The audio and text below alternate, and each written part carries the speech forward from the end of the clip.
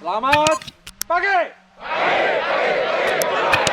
Syederalun, tim Badan Narkotika Nasional atau BNN Republik Indonesia kembali menemukan 2 hektar ladang ganja di Desa Pulo, Kecamatan Selimum, Aceh Besar, Rabu 28 Juli petang. Di lokasi, tim menemukan sedikitnya 10.000 batang ganja dengan berat basah diperkirakan mencapai 5 ton. Deputi Pencegahan BNN RI, Irjen Pol Arman Depari mengatakan, operasi ladang ganja akan dilakukan sepanjang tahun untuk memberantas penggunaan dan peredaran narkoba di Aceh. Dan ini akan berlanjut terus. Bahwa operasi ganja ini adalah operasi sepanjang tahun. Karena ini juga merupakan tugas yang diberikan kepada Badan Narkotika Nasional sebagai sasaran prioritas nasional. Oleh karena itu,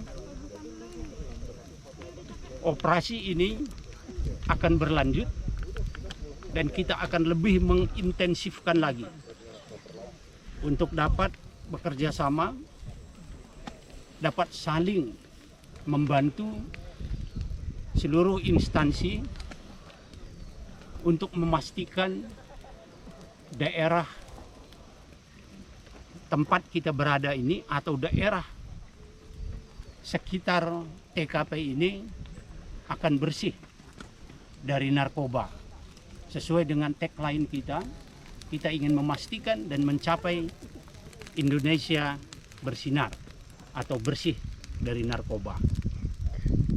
Kalau kita lihat lokasi sekarang ini, lahannya pasti berbeda dengan yang menanam, orangnya.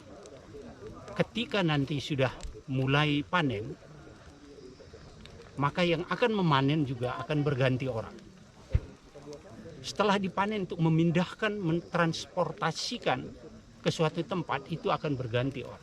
Ketika dikeringkan, ketika dia di packaging, dan ketika dia diedarkan, dibawa ke daerah pemasaran, itu semuanya berbeda orang.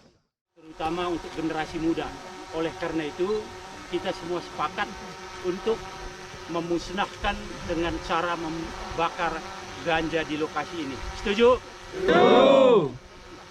Pemusnahan tanaman yang tergolong dalam narkotika kelas 1 ini dilakukan dengan cara dicabut dan langsung dibakar di tempat.